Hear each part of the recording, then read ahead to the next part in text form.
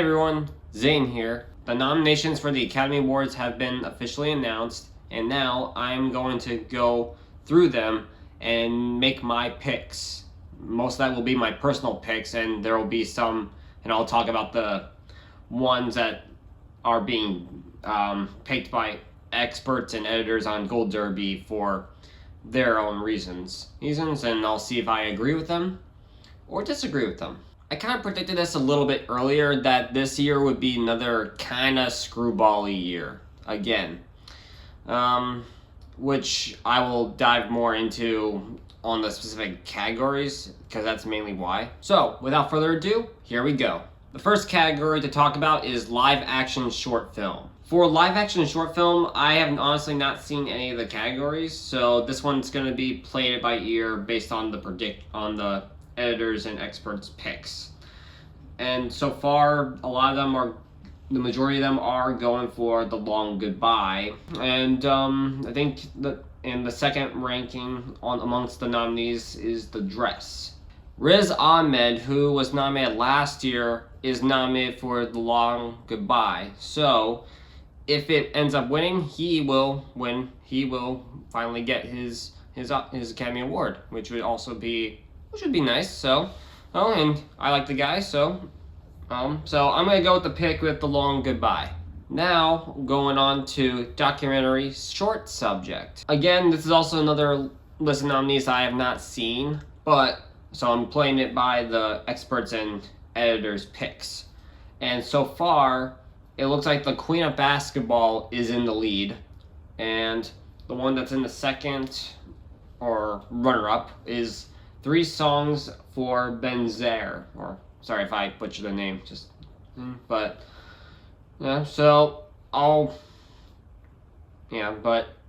I'll just go with my guess is The Queen of Basketball. Now we're on to animated short film. Again, still haven't seen any of these, so I'm playing it by the guesses. This end appears that Robin is in the lead.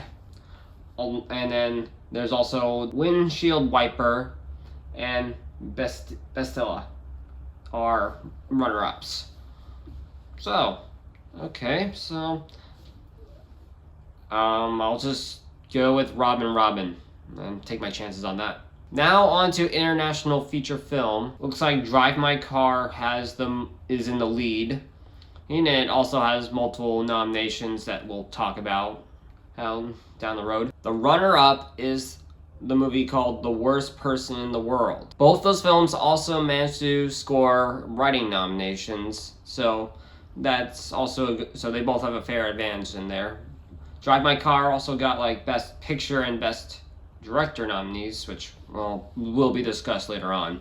I'm gonna go with Drive My Car because it's at the top of the list and it seems like to be the more popular one compared to the other one and the others, respectfully. Now on to documentary feature. I will watch this very soon, but Summer of Soul is in the lead on all of them, with Flea as the second rank or the runner-up. And based on everything I've seen and what I've heard and read, I'm gonna go with Summer of Soul and give Questlove an Oscar. Now on to animated feature film. We have Encanto in the lead for all the predictions. I'll watch it very soon, but I've seen the ratings, I've seen the reactions, and they're very positive and promising. So I'm gonna go with Encanto for this one. Now on to visual effects. This one is gonna be the more tricky one because luckily I have seen all the ones nominated on this list, and very impressive, so it's a very tough call. Based on the predictions, they are going with Dune as number 1, and Spider-Man No Way Home is like the runner-up. So that sounds pretty fair, but I think I'm gonna stick with like the Critics' Choice pick that I made earlier. I'm gonna go with Dune, because like its mixture also just blends super well, and it's really there's so many times where you just can't tell what's visual effects and what's not, and that's kind of the main goal with like doing visual effects and special effects and all that. Now on to the nominees for sound. very similar to the last category, we got Dune is in the lead. Then I think then the runner-up is West Side Story. That's actually pretty fair. Then the third runner-up would be No Time to Die, right? And which is all like fair. I'm gonna agree with the picks. I'm gonna go with Dune as my number 1 pick, and obviously West Side Story would be the runner-up. Now on to original song. These ones, it's a bit of a tight fight between No Time to Die for No Time to Die. Kind of like obvious. Yes, then there's the song for Encanto, Dos Organas. Sorry if I butchered it, but you know. But the good news to that is the music and lyrics are from Lin-Manuel Miranda, and he's always great at writing songs, so you can't go wrong with that. So it is a tough fight. Then there's Be Alive is also on that list. I think it's like for the most part, the third runner-up, which is fair. Kind of similar to my Critics' Choice on these picks. Can't go wrong with Beyonce. But I am going to go with No Time to Die. Now for original score. And, I mean, very impressive list. Yes, a few surprises, and still 2 that I have not seen, but I'll take the chances with them. From the predictions, they are suggesting that Dune is in the lead for Hans Zimmer. Then the runner-up is Power of the Dog by Johnny Greenwood. Then you got Don't Look Up, which is also a pretty good score, so I'll give it that. I praised it. So between those 3, I'd say it's pretty tough. Personally, I'm gonna go with Hans Zimmer for Dune because honestly, I'm a Hans Zimmer fan. So, that's not just being picky, but it's not just for favoritism. It's because like it is a really good score, and it has already won multiple awards before, including the Golden Globe. So I think it's gonna win the other awards too. So, and that being said, it seems more likely to win this one too. So I'm gonna go with that. Now on to production design. Similar to the previous categories, Dune is the front runner for production design. Then there's like the 2 that are kind of like the front runner, or second runners, whatever you want to call it, are West Side Story and Nightmare Alley. I agree with that. I go with that. A lot of it will depend upon everybody's different opinions and perspectives. Yeah, because you got like a couple period pieces, medieval pieces, future pieces. It's gonna be, so it has a fair variety of different production design stuff. But my picks are, I'm gonna go with Dune as my first choice. So that will be it. Then if I had to pick number 2, I'll go with West Side Story. Now for makeup and hairstyling. And this one actually is a very tough fight. All good nominees, no doubt about that. But we have a fight between The Eyes of Tammy Faye, Dune, and Cruella.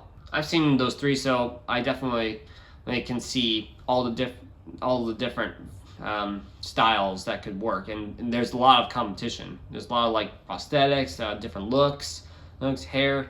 There's just all that. In the end, I'm gonna go with The Eyes of Tammy Faye because of especially all the big transformation they did to Jessica Chastain and all their actors to make those to go transform into those characters was just remarkable. So I'm gonna go with that. Now for best film editing, we have Dune in the lead, and I think we have Don't Look Up as the runner-up, and then this is a weird one, Power of the Dog as the third or so runner-up. Then we also have Tick Tick Boom and King Richard. I don't know about you, but I don't know why Power of the Dog is nominated for best film editing. It was okay, but it wasn't that kind of. Didn't feel like that kind of nominee. Definitely Tick Tick Boom works with the editing, so I agree that should be nominated. So that's good. I'm happy it's nominated for that. So now back to that. I'm gonna go with Dune as my top pick, and it was my previous pick for the Critics' Choice, and it's the top pick for all the predictions. So I agree with them on that. But if I had to pick my runner-ups, I would go with Don't Look Up and then Tick Tick Boom. Then Power the Dog, maybe number 4 or 5, or that'll depend on King Richard when I eventually see it. But yeah, now onto costume design. The majority of the predictions pick Cruella as like the top pick.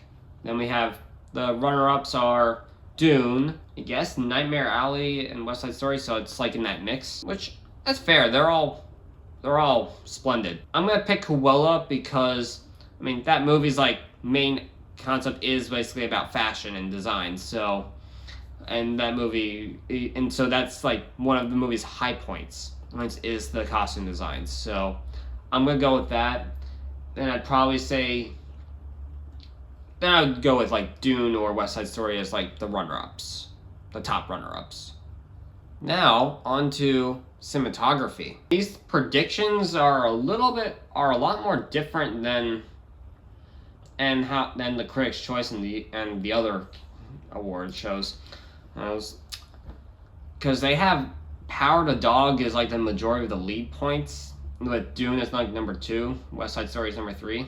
Okay, alright, then we have like Nightmare Alley and the Tragedy of Macbeth and like that lower mix, but they're still solid cinematography and all that. But this one's gonna be a bit of a debate, because like I'll give her that. I don't know if I would pick Power the Dog as the first top one over the other ones, honestly.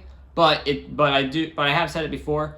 Its cinematography is better than the majority of the whole movie. So honestly, the cinematography is like the best part of the whole movie. It's a bit of a kind of, well, it just goes around a bit, but it's fair. I'm still gonna go with Dune as my number 1 pick.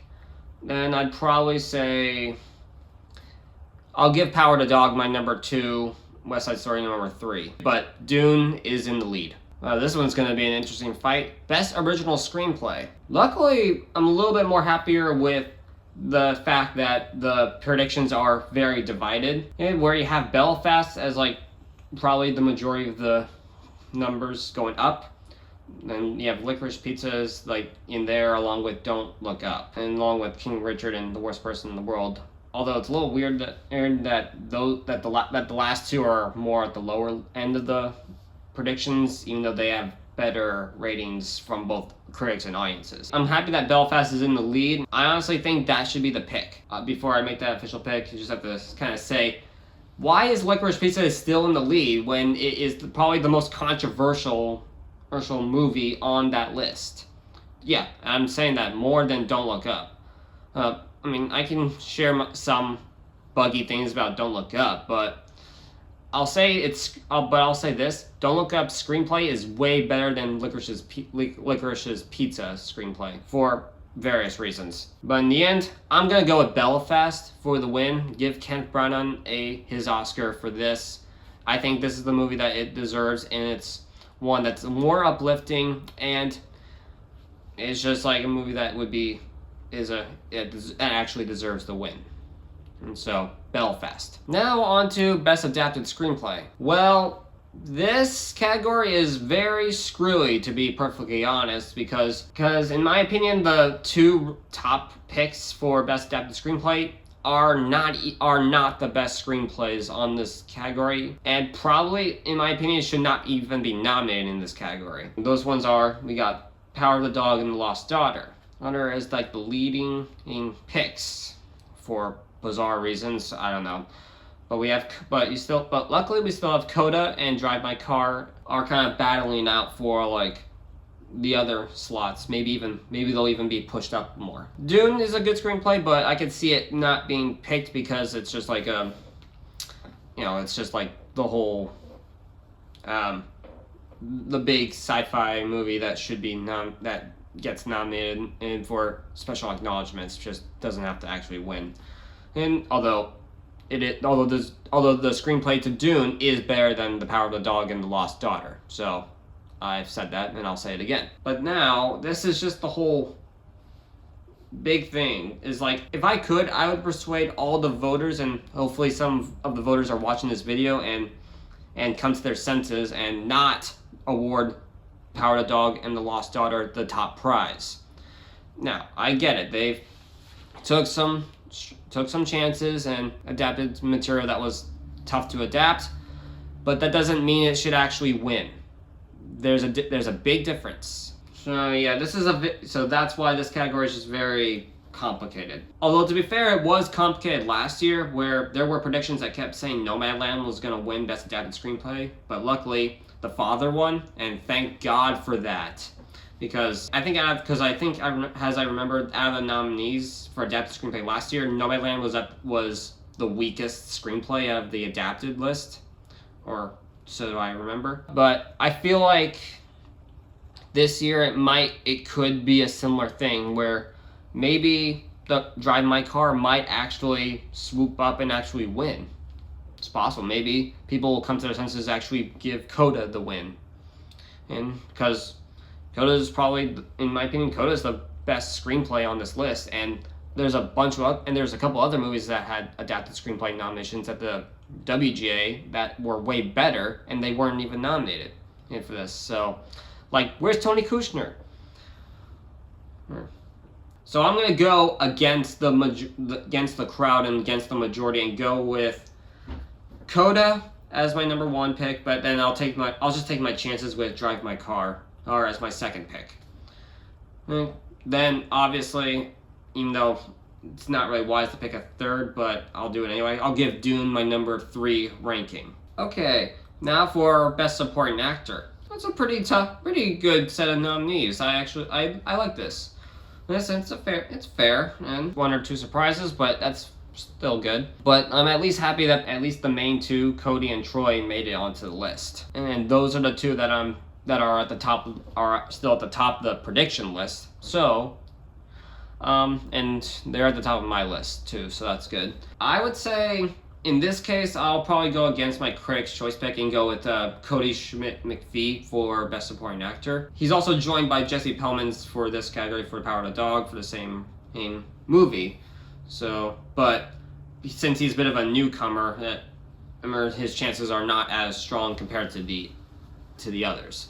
Respectfully. Yeah, Cody, I think, would probably be the more ideal pick.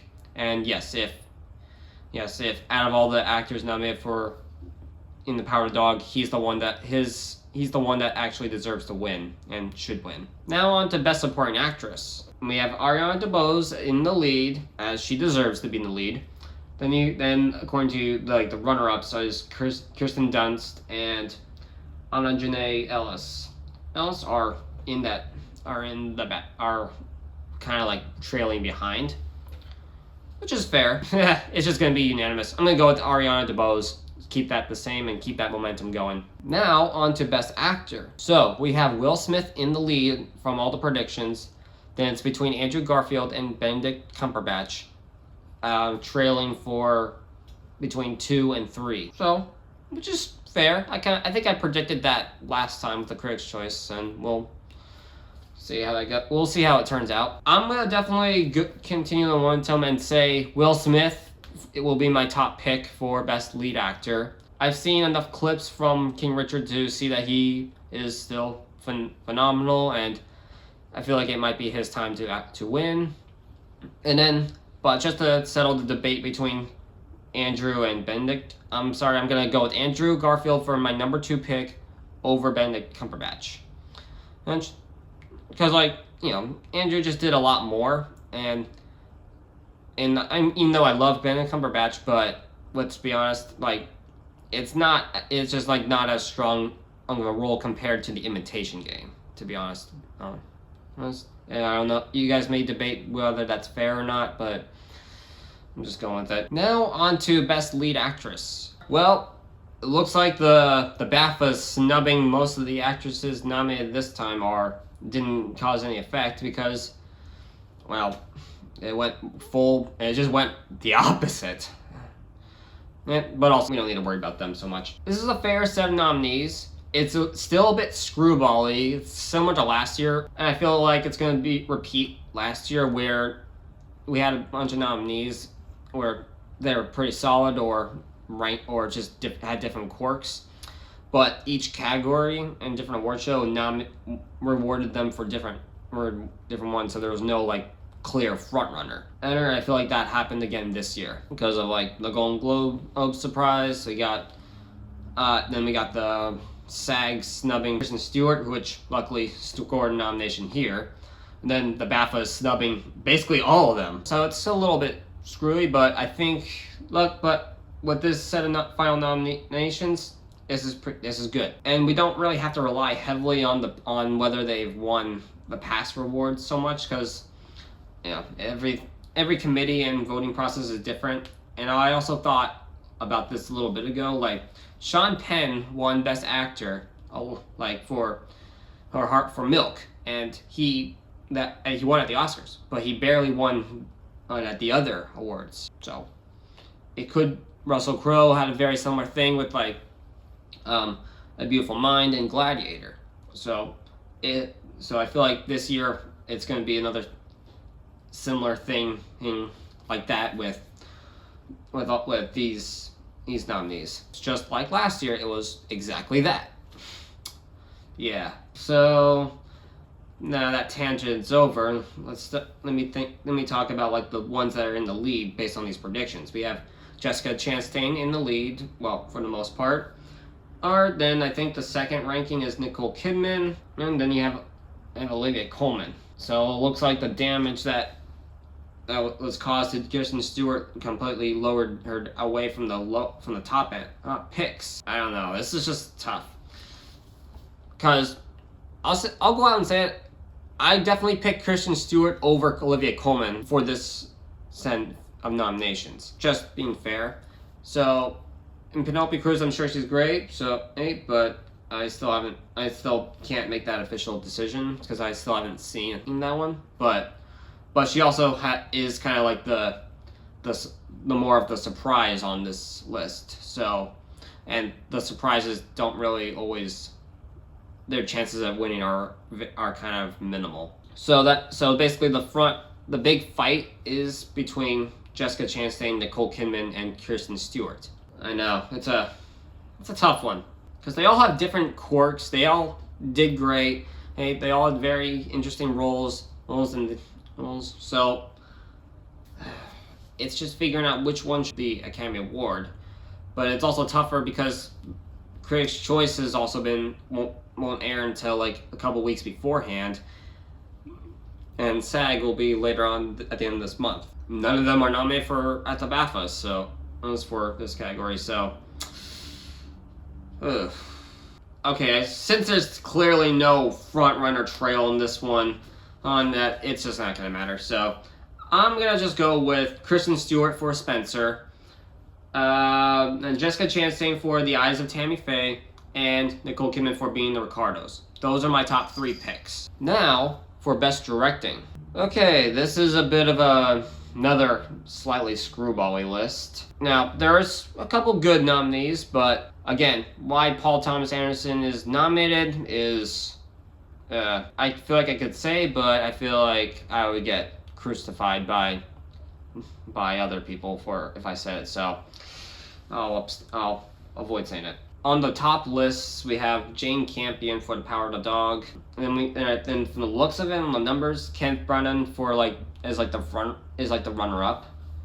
Then the director for Drive My Car, is like battling it between him and Steven Spielberg for like the next slots. To be fair, honestly, Steven Spielberg is probably the better director on this list and directed it the best. Just he's won it twice before, so they might feel like they might not want to do that. So there's that. I know, and it's like The Power of the Dog is like a tough one. It's like it is well directed, but it's not that good of a movie. That's the shame part. It's like it's hard to say, and it's a similar case with like Licorice Pizza, where it's like, although the directing is better on Power of the Dog in that sense, but I don't know if I had to go. I don't know. It's just like a tough one. And for Drive My Car, I haven't seen it yet, so I can't make the official decision on that one. But because it has really strong ratings and it also knocked a few others off the prediction list that were nominated at the Critics' Choice and Golden Globes, that's got to count for something. honestly, I'm gonna take the chances and just go with Kenneth Branagh for Belfast. Then just for screwball, just to play the screwball a little bit, Jane Campion for Power of the Dog as number 2. Who? Actually, no, screw it. Number 3, Steven Spielberg, number 2. I do have a feeling that they're still gonna award it or Jane Campion for directing. Yeah, I feel like it's gonna be like, which actually will segue into the next category, but I feel like it's gonna be like the Power of the Dog is gonna basically be a very similar case to The Revenant, where it has great technical stuff and great directing and great cinematography, all that, but everybody did not like the story and did not like it enough to actually reward it Best Picture in the end. And thank God it didn't, because Spotlight was a way better movie and it won Best Picture. And yeah. But I feel like this year, it's just like there's no clear runner-up, and it's just like I said, it's screwy. But now because of that segue, let's go to Best Picture. Now, Best Picture, from the top picks, they keep saying Power of the Dog. Then I guess like the majority of the picks. Then you have Belfast as like the next, as like the runner-up. Then there's West Side Story as like the 3rd rank. Then you got Dune as like the 4th, I guess. That's like all the predictions are hearsay and all that. And to be fair, Belfast, West Side Story, and Dune are all better than Power of the Dog, unanimously. So like, this is a tough category because like it feels like what was it? Last year it wasn't like a crowd pleaser movie, or wasn't a fan favorite movie, but the last 2 were like, it was Parasite, and then before that was Green Book, and they were like more fan favorites for and very well liked as pictures. So we were all pretty solid with those wins. I know that you guys like to try and reward like ones that try and be a little different and all that, but to me it's better to be different and actually be good and liked, and similar to what I said with the picks for the Critics' Choice, is like whatever wins Best Picture is gonna be told everywhere, and we're gonna tell like everyone saying this is because it's won Best Picture, this has to be watched. And we don't want to reward movies that are not super well liked by audiences as Best Picture. Basically, like looked at like all the numbers from like all the nominees, like IMDb, Rotten Tomatoes, and Metascore, and this is basically how they are right now. You see all that? Coda, West Side Story, Belfast, Dune, Don't Look Up, Nightmare Alley, Licorice Pizza, Power of the Dog, King Richard, Drive My Car. These are the ratings between how they all are. And you can see how divided they are. And guess another thing you can see is Power of the Dog has the lowest number on IMDb. It's at 6.9. And if a movie that has a 6.9 rating wins Best Picture, it's asking for a lot more trouble than it's worth. It's just like those things you have to be mindful of. If it were up to me, the one with the higher IMDb score would win, but it's not entirely up to me. Now, I'm not saying you should give it to Dune for Best Picture, even though it's a good movie, but I can understand, but it's, just the big technical one that we give it when we nominate for Best Picture, because of, and also like all the stuff that's done. But you do have to take into account that like, if people find out that you reward the movie that has like lower numbers, it's just gonna lose faith in the Academy and its voting system and everything. And award shows. We used to love award shows. Now it's just like, you can't tell if it's a popularity contest or a nepotism thing, or just rewarding ones that are stylistic but not like the actual best movies of the year. It's just a tough one. It's just very controversial this year, similar to last year. It's like weirdly after once the pandemic started, that's when things started getting more chaotic, even though it's not the pandemic's fault. It's just, I don't know, everybody's like opinions have shifted, or people are overlooking things, or they're judging things too hard, or it's just like, or they're going overboard or not doing enough. It's like, it's very hard to decide. And that's why it's really hard for me to decide on this stuff. Or I actually know the answer to what I'll pick, but I know it's not going to be like you guys what all of you are expecting. Okay, I'm not going to drag my feet anymore. I'm going to go with Belfast for Best Picture. I think that's what should happen. It should be Belfast should win Best Writing and definitely win Best Writing and Best Picture. I think that like Spotlight. I think that's what it should be like. Similar to like the Spotlight versus The Revenant. I feel like Power Dog is The Revenant where it'll win. I feel like it might end up winning Best Cinematography and Best Supporting Actor and Best Director, or if it wins those, or any. But I feel like because Belfast is a kind of more of a heartwarming story and a relevant story, and actually had proper struggles, character arcs, and relatable aspects that appeal to general audiences, I think that one will be the win. And I think it should win. And now some of you might think, oh my god, it's like basically picking the Green Book out of all the categories. But Green Book's not a bad movie. It's a great movie. It is. It resonated a lot and it worked. So yeah, Belfast is my pick. West Side Story will be my number 2 pick. Coda my number 3. Then Dune number 4. So those are my picks. Power Dog will be last on the list, okay, second to last. Licorice Pizza will be on the last list. Don't even know why that's even nominated for any of these categories. It's basically depicting so many bad things which in encouraging minors and adults having a relationship. So if anybody thinks that should win Best Picture, I feel like there should be nations as members, or there will be a massive revolt in the future. Because that, please pick wisely and don't cause any revolts. Don't cause any don't cause more backlashes. Use your heads. Don't think just because it's stylistic it should win. So just think. Okay, thank you for watching this video. Like and subscribe, and see you next time.